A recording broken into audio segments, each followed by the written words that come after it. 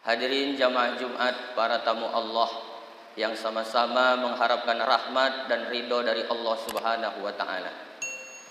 Tidak ada kata yang lebih indah, tidak ada kalimat yang lebih layak dan lebih pantas untuk kita ucapkan pada siang Jumat yang mulia ini kecuali ucapan Alhamdulillahi Rabbil Alamin.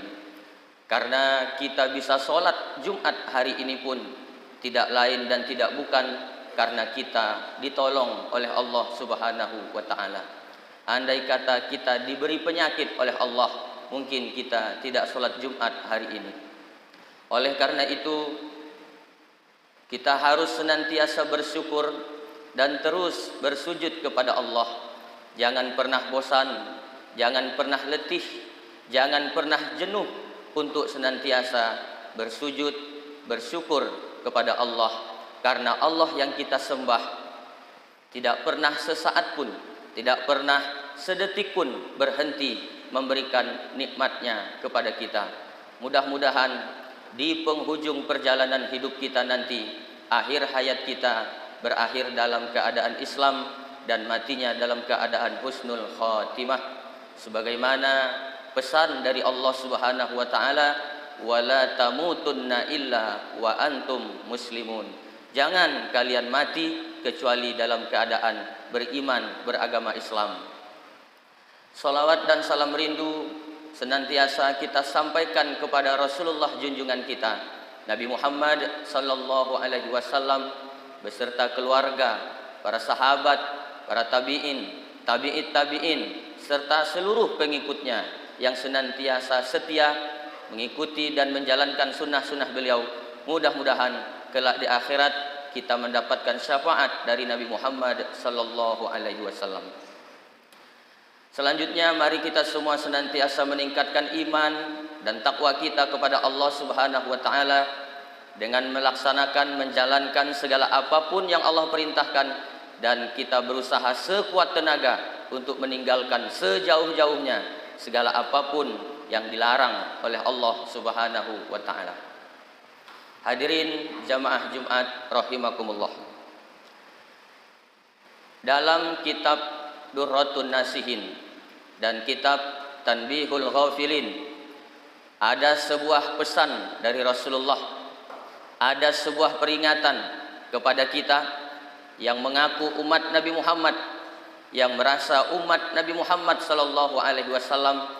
Beliau mengingatkan kepada kita dalam hadisnya ini, inna minan nasi, sesungguhnya ada di tengah-tengah manusia itu orang yang punya kemauan, kemampuan dan keberanian, mafatihalil khair, untuk membuka pintu-pintu kebaikan, maghaliqa lisyarri, dan menutup pintu-pintu kejahatan. Wa inna minan nasi, dan ada juga di tengah-tengah manusia orang itu mafatiha lisyarri maghaliqa lil khair, yaitu dia berani, mau dan mampu membuka pintu-pintu kejahatan dan ditutupnya pintu-pintu kebaikan. Fatuba liman ja'alallahu mafatihal khair ala yadayhi.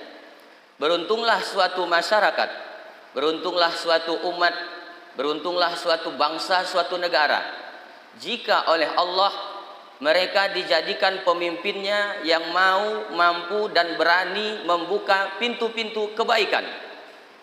Wa wailun, dan celakalah, liman ja'alallahu mafatiha lisyarri ala yadai.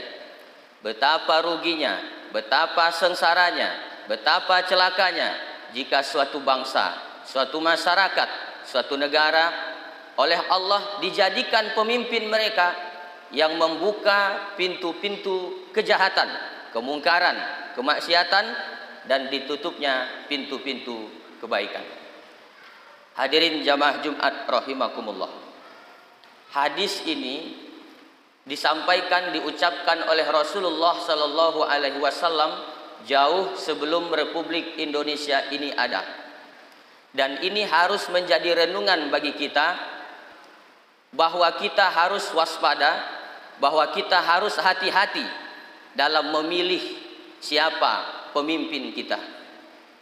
Jangan sampai kita memilih pemimpin yang mau, mampu dan berani membuka pintu-pintu kejahatan dan ditutupnya pintu-pintu kebaikan itu.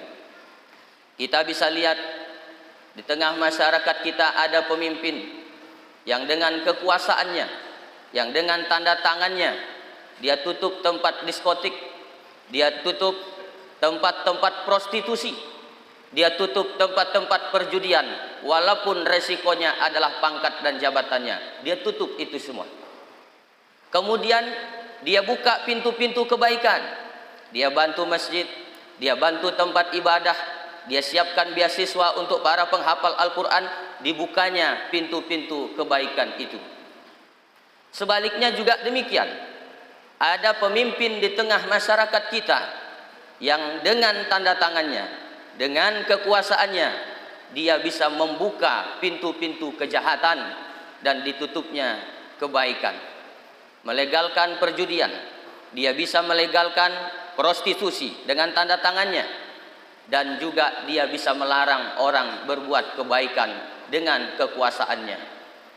Dia bisa melarang azan di masjid, dia bisa melarang orang berjamaah di masjid, dia bisa melarang orang mengadakan tabligh akbar dengan alasan aturan dan sebagainya. Dia buka pintu kejahatan dan dia tutup pintu-pintu kebaikan. Hadirin jamaah Jumat rahimakumullah. Oleh karena itu, melalui mimbar Jumat yang baik ini, khatib berkewajiban mengingatkan sesama muslim bahwa pada hari Rabu 14 Februari 2024 adalah saat di mana kita harus memilih pemimpin, setidaknya sesuai dengan hadis Nabi ini. Kira-kira mana yang bisa membuka pintu-pintu kebaikan, yang mau dan berani, dan ditutupnya pintu-pintu kejahatan. Kemudian Allah Subhanahu wa taala berfirman dalam Al-Qur'an surah Ar-Ra'd ayat 11.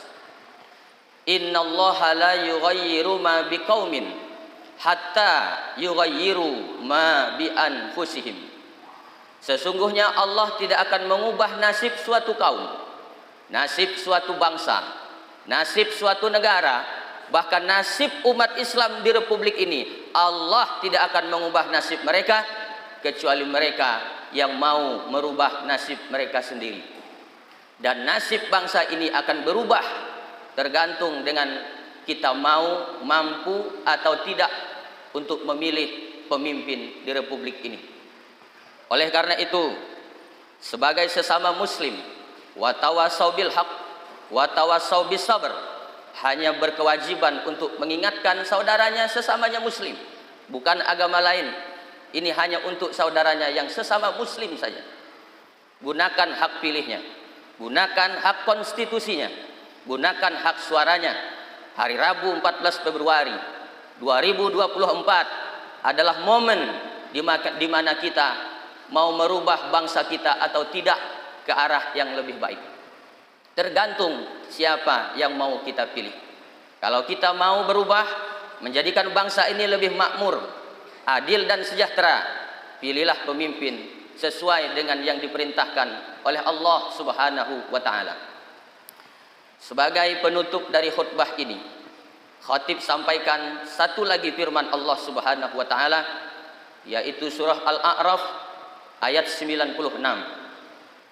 Walau anna ahlal qura amanu wattaqau, dan sekiranya saja penduduk suatu negeri itu amanu wattaqau, beriman dan bertakwa kepada Allah, la fatahna alaihim barakatim minas samai wal ard, niscaya Allah akan menurunkan keberkahannya dari langit dan dari bumi.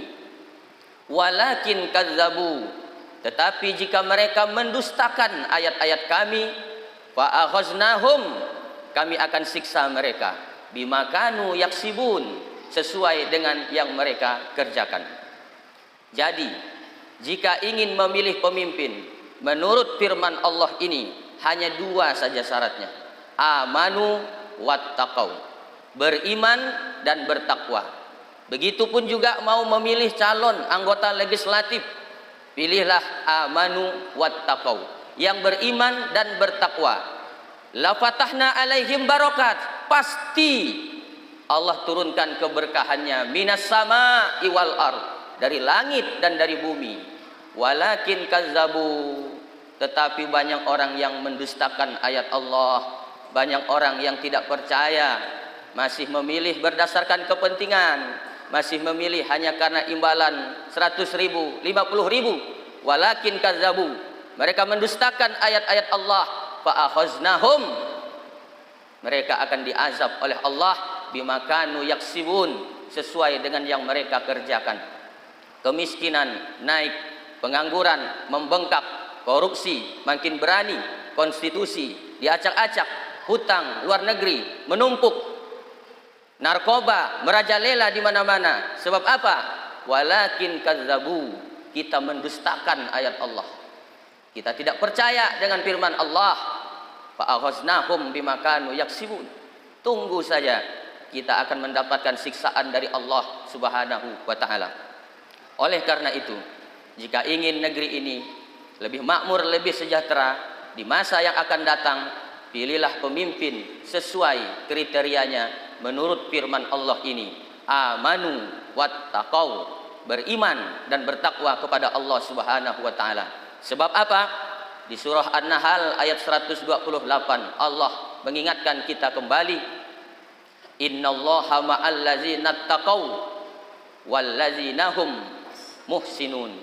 Sesungguhnya Allah akan bersama orang-orang yang bertakwa dan orang-orang yang berbuat kebaikan. Allah akan membersamai orang-orang yang bertakwa. Idenya akan cemerlang, gagasannya akan baik, mantap, pembangunan akan lancar. Kenapa? Dia ditolong oleh Allah Subhanahu wa taala. Hadirin jamaah Jumat rahimakumullah. Pesan dari Kiai Haji Abdullah Sahal, pimpinan Pondok Pesantren Darussalam Gontor. Beliau berpesan, yang menang belum tentu benar, yang benar belum tentu menang. Tapi pilihlah yang benar walaupun tidak menang. Supaya apa? Supaya ringan nanti hisabnya di hadapan Allah pada hari kiamat. Tetapi kalau kita memilih yang salah, walaupun menang, azab di dunia akan kita rasakan. Begitupun nanti di akhirat kita akan dimintakan pertanggungan jawab yang berkepanjangan di hadapan Allah Subhanahu wa taala. Hadirin jamaah Jumat rahimakumullah. Berdoa sama-sama kita kepada Allah, mudah-mudahan negeri ini diberikan oleh Allah pemimpin yang beriman dan bertakwa, sehingga ketika dia memimpin, dia betul-betul menjadi pemimpin yang takut kepada Allah dan sayang kepada kita sebagai rakyat, sehingga bisa membawa bangsa ini menjadi bangsa yang adil dalam kemakmuran dan makmur dalam keadilan, karena mendapatkan keberkahan dari Allah Subhanahu wa taala. Mudah-mudahan khutbah yang singkat ini bisa memberikan sedikit gambaran tentang siapa pemimpin yang akan kita pilih. Semuanya tergantung kepada pilihan kita masing-masing.